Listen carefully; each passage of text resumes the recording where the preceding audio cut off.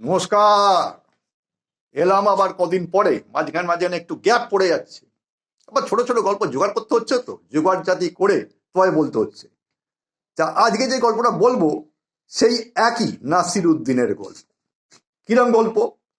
না, নাসির উদ্দিনের গল্পে হয়েছে কি, এক ভদ্রলোক হঠাৎ করে রাস্তায় দাঁড়িয়ে নিজের সিল্কের পাঞ্জাবি টেনে খুলে রাস্তায় আছাড় মেরে ফেলেছে।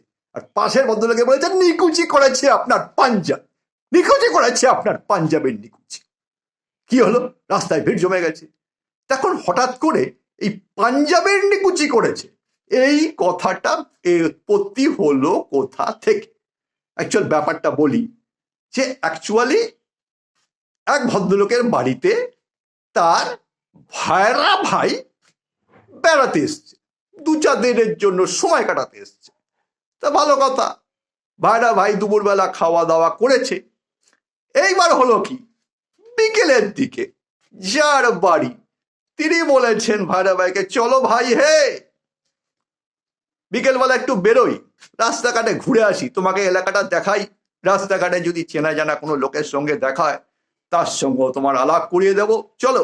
তিনিও দেখছেন বেশ সুন্দর বিকেলবেলা ফুরফুরে, চলুন আপনার সাথে বেরোই, একটু দেখে আসি।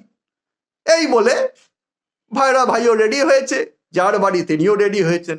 কারণ ভাইরা ভাইয়ের করেছে কি, তার কিন্তু নিজের কোনো পাঞ্জাবি ছিল না। তখন যার বাড়ি তিনি বেশ ভালো গরদের পাঞ্জাবি আর পাজামা পরেছেন, আর ভাইরা ভাই নর্মালি একটাই প্যান্ট শার্ট পরে এসছে। তিনি বলছেন, আমি তো কোনো এক্সট্রা ড্রেস নিয়ে আসিনি, আমি এই প্যান্ট শার্টটা পরেই যাই।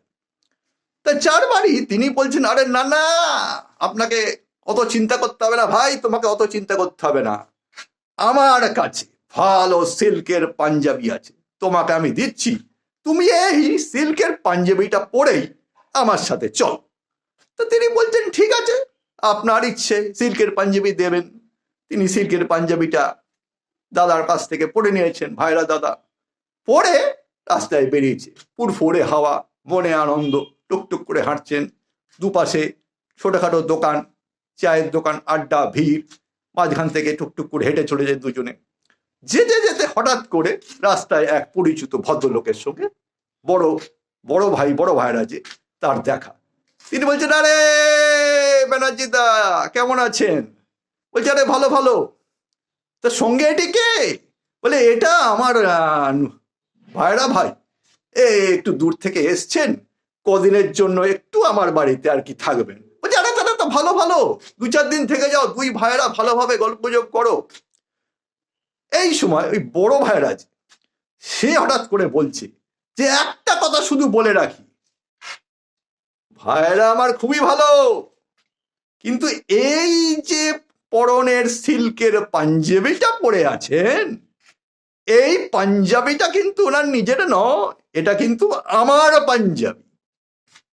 এই যেই বলা, সে ছোট ভাইয়েরা চোখ মুখ একদম পাকিয়ে গেছে। কি প্যাকেলের লোক, সামনাসামনি কিছু বলতে পারে, যেই একটু এগিয়ে গেছে বলছে, আরে মশাই, আপনার কোনো আক্কেল জ্ঞান নেই, আপনি এইভাবে বলে দিলেন পাঞ্জাবিটা আপনার, কেন না বললে কি আপনার পেট ফুল ছিল? যারা না না না না না না না না না না না ভাই, রাগ করো না, রাগ করো না, ভুল হয়ে গেছে, মুখ ফুসকে হঠাৎ করে বেরিয়ে গেছে কথাটা, যে পাঞ্জাবিটা আমার, আমি মানে এটা আমার খুব শখের পাঞ্জাবি, তো না বলে পারছিলাম না, এইরকম করলে কিন্তু আমি আপনার সঙ্গে ঘুরবো না বলে দিলাম। না না না না না না না না, ঠিক আছে ঠিক আছে ঠিক আছে ঠিক আছে, ভুল আমার নেক্সট টাইম আর হবে না, চলুন চলুন। আবার কিছু দূর এগিয়েছে, কিছু দূর এগোতে আবার পরিচিত আরেকজনের সঙ্গে দেখা। আরে ঘোষদা যে, কি খবর? বড় ভাইরা ডেকেছে, ঘোষদা এগিয়ে এসছেন। তিনি বলছেন, আরে সঙ্গে এটিকে? বলছে, না, আমার ছোট ভাইরা দূর থেকে এসছেন ঘুরতে, 2-4 দিন আমার বাড়িতে থাকবেন। বলছে, আরে তাহলে ভালো ভালো, মরশুম ভালো, 2-4 দিন থেকে যাক, কি অসুবিধা আছে? এই টুকটাক কথা বলতে বলতে হঠাৎ করে বড় ভাইরা বলে উঠেছে, একটা কথা শুধু আপনাকে বলে রাখি, ভুল করবেন না যেন। বলে, কেন, কি ভুল? বলে, এই যে ইনি যে পাঞ্জাবিটা, এই যে সিল্কের পাঞ্জাবিটা পরে আছেন, এই পাঞ্জাবি কিন্তু ওনার নিজের পাঞ্জাবি।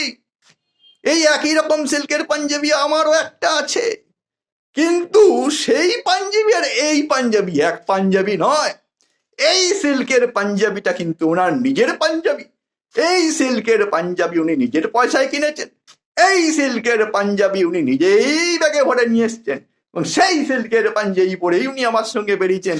এটা কিন্তু ওনার নিজের পাঞ্জাবি, এই সিল্কের পাঞ্জাবি যেন আমার পাঞ্জাবি বলে ভুল করবেন না।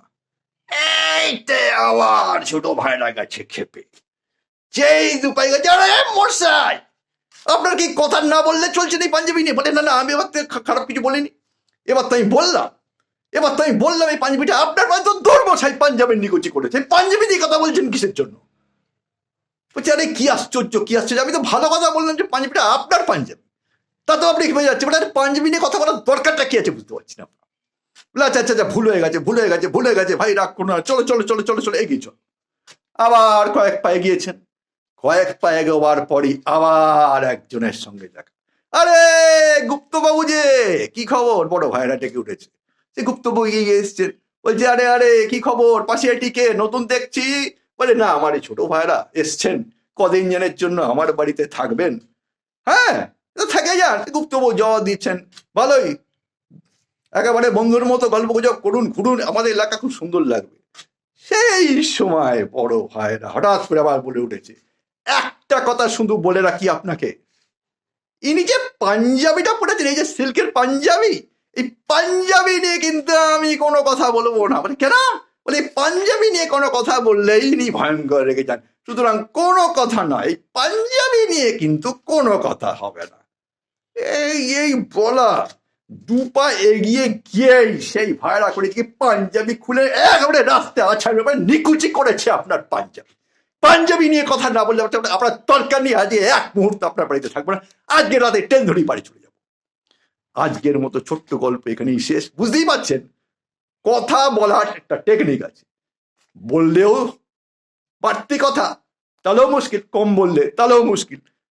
আজকের মতো ছোট্ট গল্প এখানেই শেষ, আবার আসবো কদিন পরে ছোট্ট কোনো গল্প জোগাড় করতে পারলে। জয় হিন্দ, বন্দে মাতরম।